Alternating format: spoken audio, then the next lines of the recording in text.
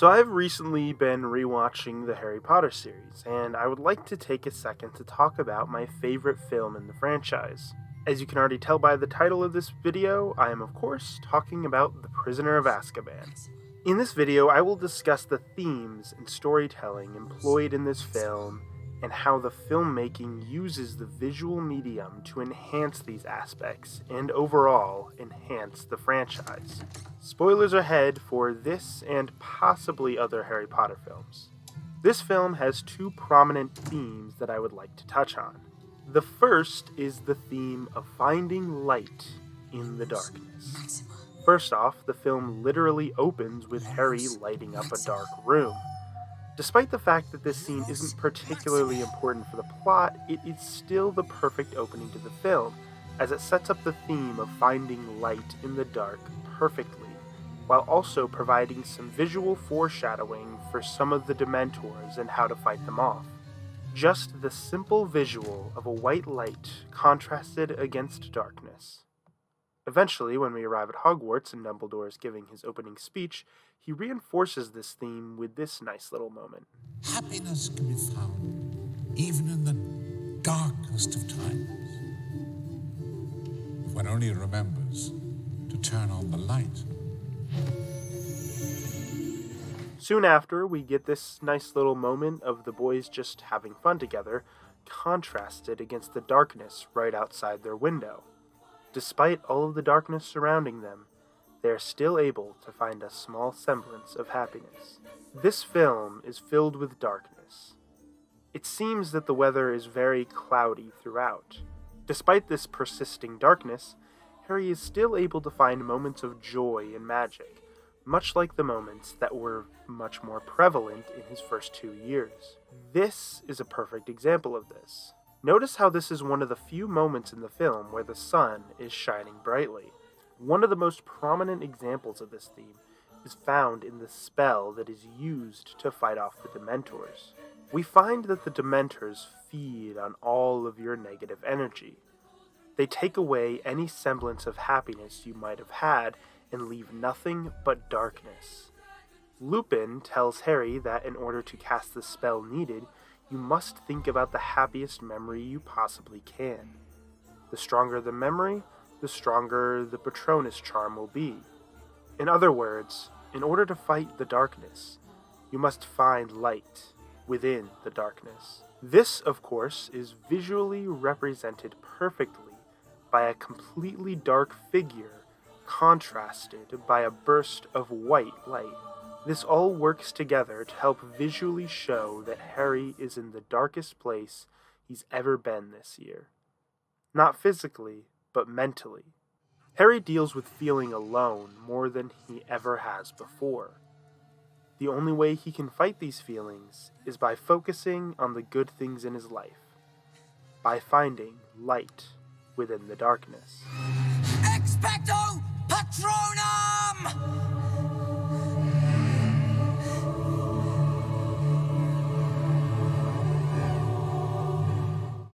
The other theme that I would like to touch on just a little bit here is the theme of time.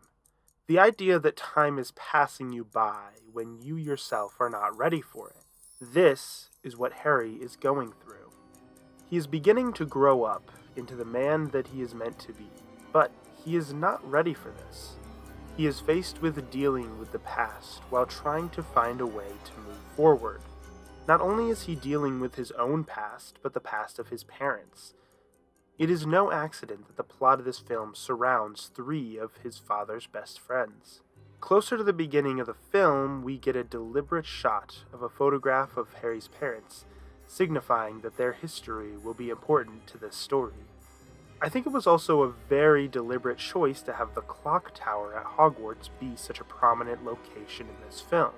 This is a visual cue to the theme of time passing by more quickly than Harry would like.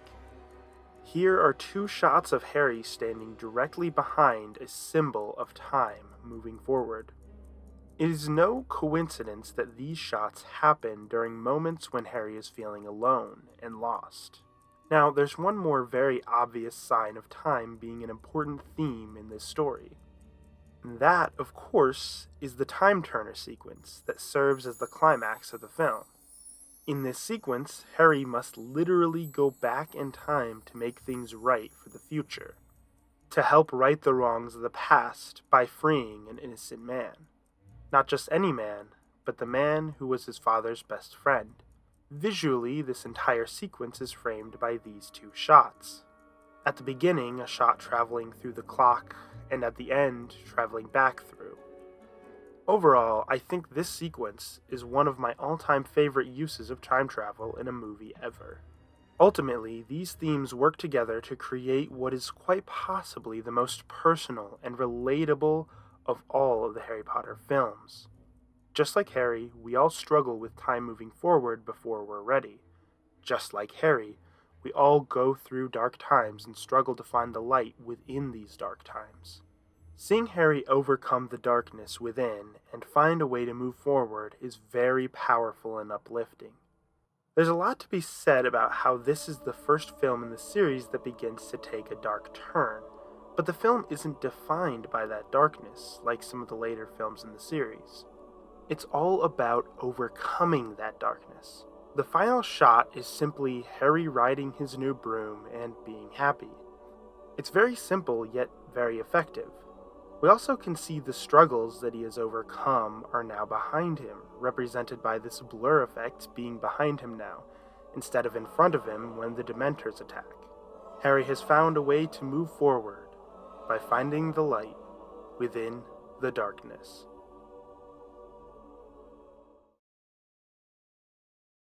Hey, thanks for watching, everyone. I've been rewatching the Harry Potter series, and I figured it would be fun to make a little video essay on the themes of my favorite movie in the series.